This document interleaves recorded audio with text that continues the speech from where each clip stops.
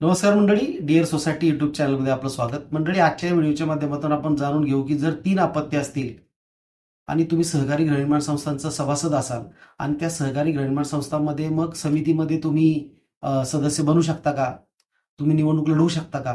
ह्या संदर्भात काही अपवाद आहेत का? हा नियम कधीपासून लागू आहे वगैरे याची माहिती या व्हिडिओच्या माध्यमातून घेऊ. तत्पूर्वी तुम्ही जर अद्यापपर्यंत डिअर सोसायटी चॅनल सबस्क्राईब केलं नसेल तर तो तत्काळ करून घ्या. नोटिफिकेशन ऑन करा.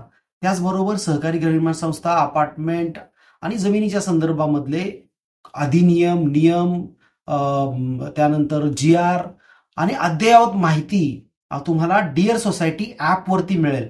हे ॲप तुम्ही आत्ताच डाउनलोड करून घ्या आणि सबस्क्राईब करा.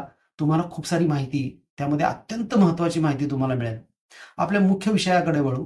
तुम्ही जर सहकारी गृहनिर्माण संस्थांचे सभासद असाल आणि तुम्हाला 3 अपत्य असतील तर तुम्ही सहकारी गृहनिर्माण संस्थांचं जी कमिटी आहे त्या समितीमध्ये तुम्ही सदस्य बनू शकत नाही.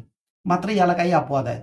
अपवाद असे आहेत की सहकार कायद्याचं कलम 73 CA चं उपकलम 1 त्याचा खंड 7, 8, 9 यामध्ये अशी तरतूद आहे की जो व्यक्ती 7 सप्टेंबर 2001 नंतर ज्या व्यक्तीला 3 अपत्य असतील, जन्माला आलेल्या मुलामुळं त्यांची अपत्याची संख्या एकूण 3 झाली असेल, 7 सप्टेंबर 2001 नंतर जन्माला आलेल्या मुलामुळं एकूण संख्या अपत्यांची जर 3 झाली असेल तर तुम्ही समितीचा सदस्य बनू शकत नाही. मात्र याला अपवाद आहेत. त्याला पहिला अपवाद हा आहे की 7 सप्टेंबर 2001 नंतर 1 वर्षाचा अपवाद तुम्हाला देण्यात आलेला आहे. म्हणजे 6 सप्टेंबर 2002 पर्यंत जर तुम्हाला तिसरं मूल जन्माला आलं असेल तर तुम्ही समितीचा सदस्य बनू शकता.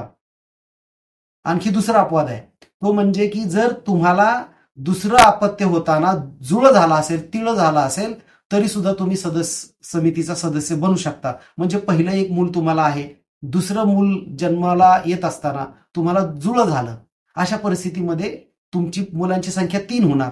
मग तुम्ही समितीचा सदस्य तरी सुद्धा होऊ शकता, कारण जुळं किंवा तिळं झालं असेल तर ते एकच पकडलं जाणार. त्यामुळे समितीचा सदस्य बनू शकतात.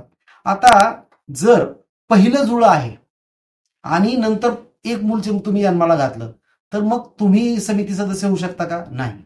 पहिलं जुळं आहे म्हणजे तुम्हाला पहिली 2 मुलं आहेत आणि तुम्ही एक मूल जन्माला घातला आणखी, म्हणजे तुमच्या अपत्यांची संख्या 3 झाली. मात्र या परिस्थितीमध्ये तुम्हाला माहित आहे की तुम्हाला 2 मुलं आहेत आणि 2 मुलं आहेत माहीत असताना तुम्ही तिसरं मूल जन्माला घातलं, त्यामुळं तुम्ही समितीचा सदस्य बनू शकत नाही.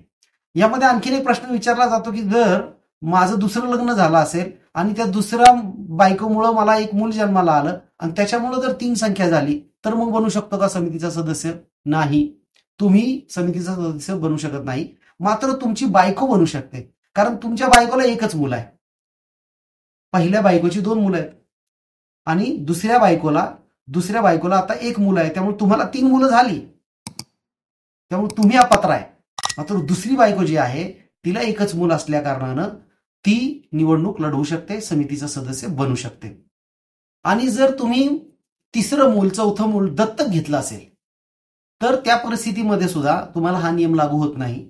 त्यामुळं पहिली 2 मुलं आहेत आणि आणखी एखाद दुसरं मूल तुम्ही दत्तक घेतलं तर तरी सुद्धा तुम्ही समितीचा सदस्य बनू शकता, कारण ते मूल तुमचं दत्तक आहे, तुम्ही जन्माला घातलेलं नाहीये.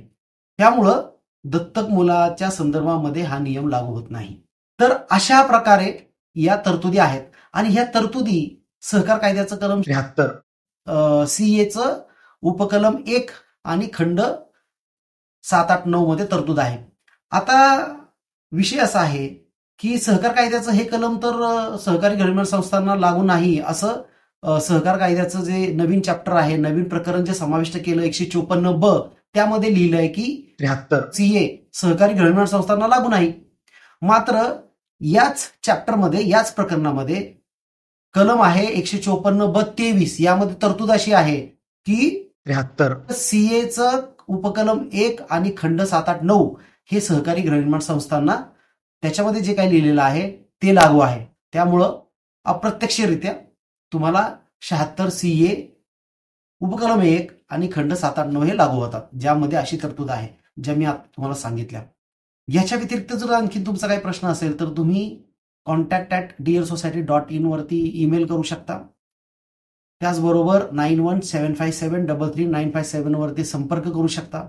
अपॉइंटमेंट घेणं गरजेचं आहे आणि तुम्हाला सेवा ही सशुल्क दिली जाईल. धन्यवाद.